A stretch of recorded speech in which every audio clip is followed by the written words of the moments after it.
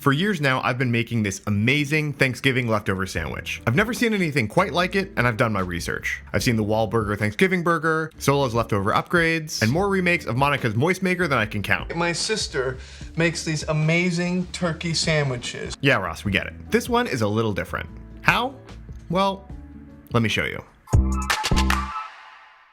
First, I make the sandwich bread. This is pretty simple and not the unique part of the recipe. We'll start with cranberry sauce. You can use homemade or canned. I'm using canned because it's cheaper, and just look at that jiggle. Take a slab and add that to a bowl, mix in some mayo. I'm not giving any measurements for this.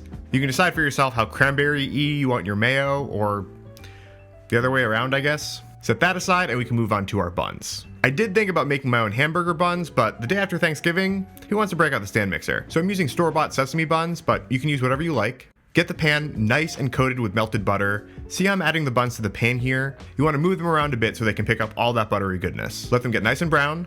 These aren't perfect, but they'll work just fine. The next part is where the magic happens. I'm going to make a patty out of what I consider to be the holy trinity of Thanksgiving: turkey, stuffing, and mashed potatoes. A couple weeks ago, we tested different amounts of butter and mashed potatoes. You definitely want to be on the lower end of that scale, or the patties will just kind of melt when you fry them. Now, like I said, I've been doing this for years, but I've always kind of eyeballed it, so it took me a couple tries to get the exact proportions when I actually measured it out. The basic mixture is 1.5 part potatoes, 1 part stuffing, and 1 part turkey.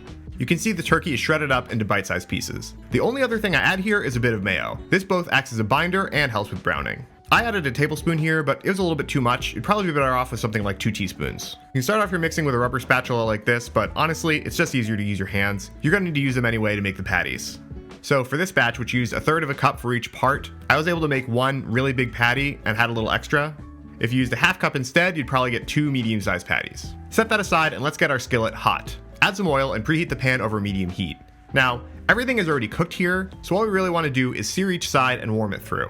To that end, we're gonna get this pan pretty hot. Once it's in, don't mess with it. Just let it sit for 4 minutes undisturbed so it builds up a nice crust. Then flip. This isn't the most structurally sound patty, so you only wanna flip once. See how nice and crusty that is? And take a listen.